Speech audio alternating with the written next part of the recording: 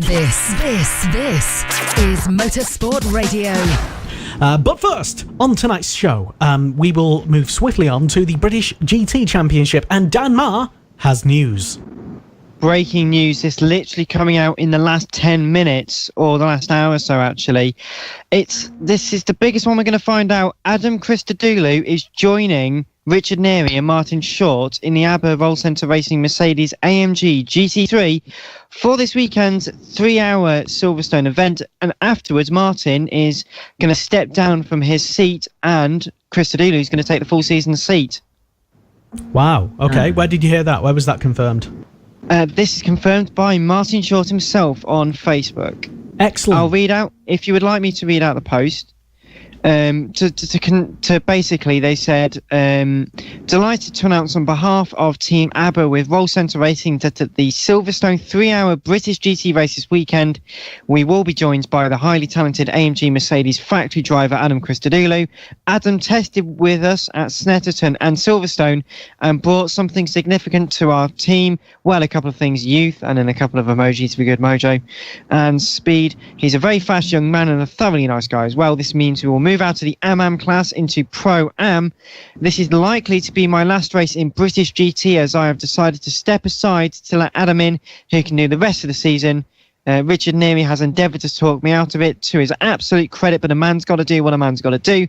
We can't keep trolling around near or at the back, despite the fact we were getting close to the podium last week. He then goes on, we had a great test day at Silverstone, and it really made great improvements to the car, and I hope this proves to be real and tangible improvements at Silverstone, notwithstanding Adam's bloody fast, quote, however the car is. We go into the next race with a positive attitude and maybe with a little tear in my eyes. A GT career spanned across 17 years, which took me and my team to Le Mans, was driven by and forged in British GT. So thanks, guys and gals. Couldn't have done it without you. Not retirement, though. I'll continue to drive cars / series more suited to my vulnerability, followed by lots of the laughing emojis. One of that got one, and then that one, and then the rolling eyes, and then the huggy one. Dan Marr there acting out emojis, everybody, here on Motorsport yes. Radio. But this is significant news. The three of them doing the 3-hour race, which is possible under the regulations. Of course, Martin and Richard both AM drivers, so they're the only one in the AM class. But this moves Richard Neary and now Adam Christodoulou up into the Pro-Am for the rest of the season. That's significant. Even after what we've seen today, this is significant news. Significant news here on Monday Motorsport, on Motorsport Radio. Ryan, you also follow the British GT Championship, all the Welsh drivers in it, if not all of them. Your thoughts? Yeah, well, Martin Short set me down. I've been watching Motorsport for years now.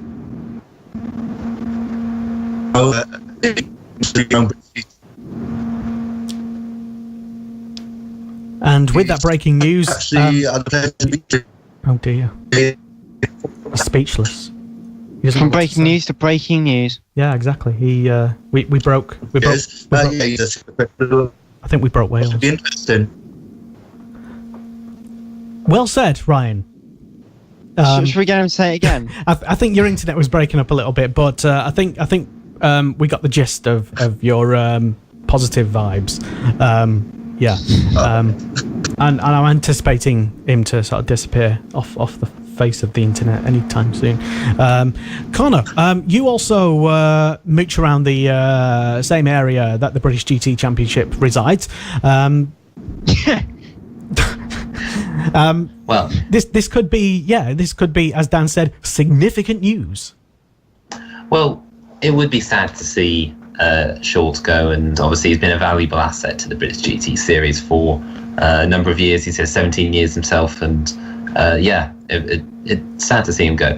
But ultimately, we can bring this round to a discussion on GT3 racing and the state of GT3 racing as it is. As he said, he needs the results to improve. Well, obviously the team needs the results to improve, and having an AM lineup in GT3 isn't really compatible with the rest of the class, especially when all of them are running Pro-Am lineups. It does put them at a significant disadvantage.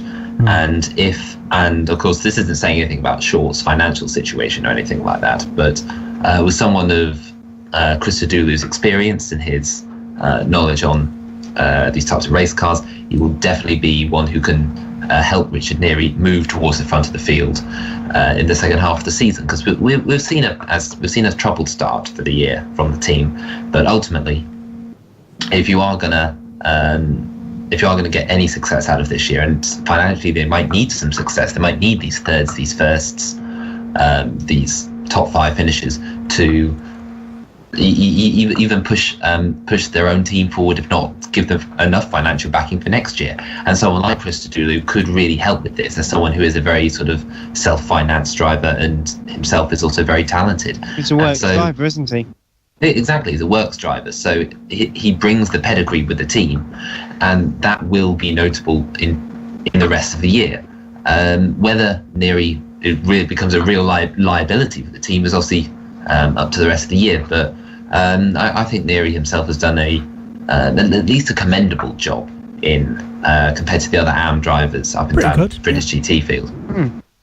Yeah, certainly. And if you, by incidentally, have any thoughts or comments, and you're tuned into our live stream this evening on Monday Motorsport on Motorsport Radio, then you're more than welcome to get in touch with us. It's at Motorsport Radio on Facebook. It's at MSport Radio on Twitter, and do join our community. Join the website, all for free, and we won't sell you details on, I promise.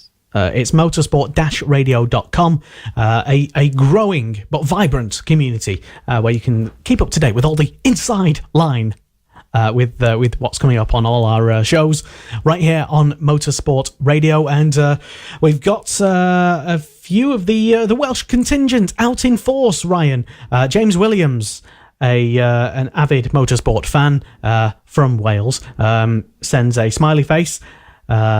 Presumably that means hello in internet speak. Also, Piers gets in touch with us saying hello from rainy Glastonbury. Hello. Hello, Piers. Timothy Phipps says hello from Scotland. Hello, Scotland. And if you do want to chip in with your thoughts and comments about this sensational breaking news that Adam Christodoulou will be making his... I think he has raced in GTs before. Yes, a while ago. He's raced in British GT before. I believe he did the race / Spa last year, because of course it was the run up to the Spa 24 Hours when Mercedes entered another couple of cars. It's a big one, and I think it's going to do Adam a lot of good, because we do see him out of place a lot at the VLM, but it'll be an interesting one to see him bringing up AM drivers up to the level that they need to be. Richard Neary is a very capable driver, and I'm sure if we see the tutorage that Adam will give, as well as the understanding of the car, because it's a new car for them this year. Don't forget, stuff like the BMW Z4 might have been slightly easier for them to set up, but Adam, works with this car day in, day out. So I'm sure he knows the insides and the outsides of the car enough to go, well, we need to do, okay, how's the car handling? It handles like this. Well, we need to do this.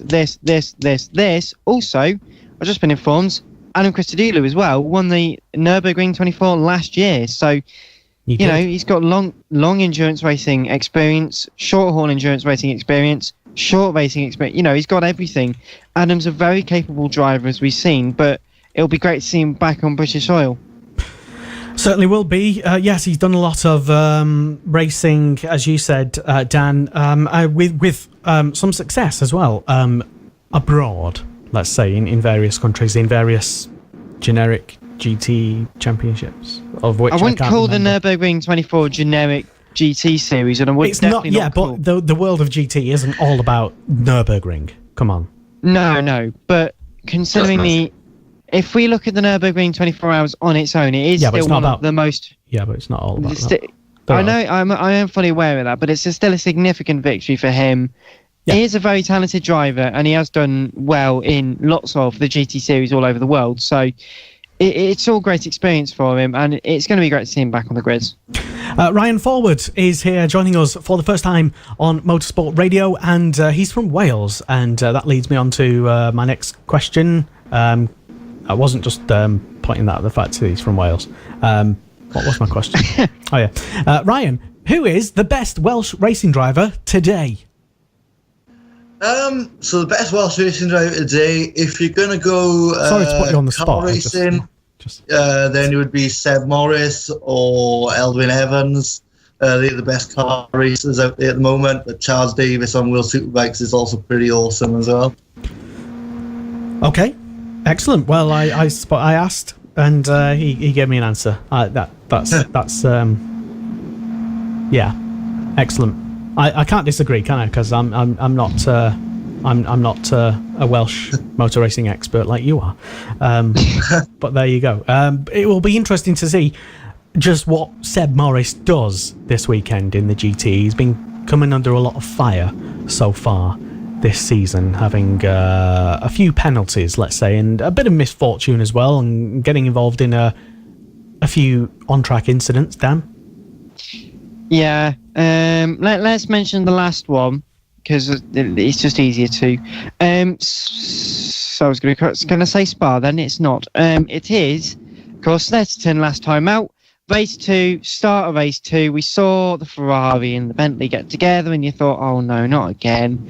And sadly, as we saw, it was a bit of contact between the two of them. It turns out, when asked, Seb said, well, he was in my blind spot, I couldn't see him, I pulled over, and of course he couldn't see the Ferrari, it was just in the blind spot of the Bentley, and of course there was no malicious intent in there, but contact was made.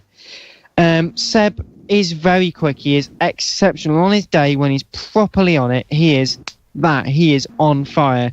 No one can get past him. The issue is he's had a bit of a struggle this year. Autumn Park, it didn't quite go his way. Obviously him and Callum McLeod getting a bit together, which was not a good idea, but we won't mention that. But given the chance, I say you give him and Rick Parfitt a chance. Silverstone, they're going to be a pair to watch. I genuinely reckon they're going to be up there for the race win at Silverstone, because the Bentley really suits Silverstone, but then again, so does the Lamborghini, you know. We don't know. I'm not going to predict GT3, and GT4 has just gone from big to even bigger this weekend, so we'll have to mention that in just a short while. Yeah, I suppose it's worth mentioning. I suppose just to give you a quick update as to the championship standings in British GT. If you haven't been lucky enough to watch or follow all the championship action, which, by the way, just as a reminder, is all live. Either on TV this year, the entire championship, or it's online for the cases when it's not on TV. It's on Frontrunner TV. It's all streamed on YouTube as well. We'll be putting in we'll be relaying the feed on our website, motorsport-radio.com as well. Of course, it's already your number one place to go to for live motorsport and opinion and debate. But that's where it will be. And also there's the support championships as well, which will be live on TV. And apart from, annoyingly, British F3, but that's another point that we'll get to perhaps later. Calm down, Connor. Calm down. But yes, so the championship in British GT, at the moment, GT3 Pro-Am championship, according to BritishGT.com, the authority on British GT, as it's the website. John Minshaw, Phil Keane leading at the moment, 107.5 points.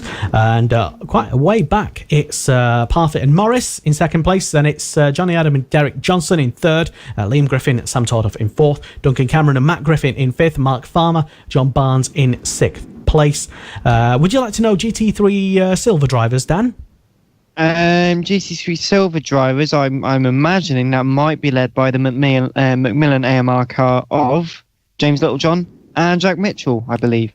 Correct. Yes, 75 points for them at the moment in first place. Harry, is it Gottsacker? Harry Gottsacker. Did he? Who isn't racing in British GT anymore, so we'll disregard him. Well, no, he's still second in the championship in GT3 silver. He's, points are points. Nathan Freak in second, and Parker Chase and Charlie Robertson also seemingly with a question mark. Again, Parker Chase isn't there. So. Yeah, so let's skip over them anyway. GT4 Drivers' Championship. And it's Stuart Middleton and Will Tregurtha, who Dan once pointed out he's very, very tall. He's not very, very tall. I said, you're quite tall, aren't you? And he with a bemused look, he said, "Yeah, I am." As though he this unprecedented question that he'd never been asked before, just come off the podium after a successful race, and then gets Paxman-like question shoved at him. Asked, "Well, you're quite tall, aren't you?" Well, that's what happens when I'm 5'7". You should know the struggle, Lester. Yeah, but I'm slightly more comfortable with my height, though. Will Together, Stuart Middleton in first place at the moment in GT4. Alex Reid and David Pittard in second place in the championship. And then it's Sandy Mitchell and Kieran Haggerty in third. Graham Johnson and Mike Robinson in fourth place. Adam Ballon and Adam Mackay in fifth place. Akhil Rabindra and Dean McDonald, Dino, in sixth. Sharing that place with David Patterson, Joe Osborne as well. Dan, you had your hand up for some reason? I had my hand up because the fourth place car was a Ginetta, but it's a Ginetta no more. They've gone to the McLaren 570S. Okay.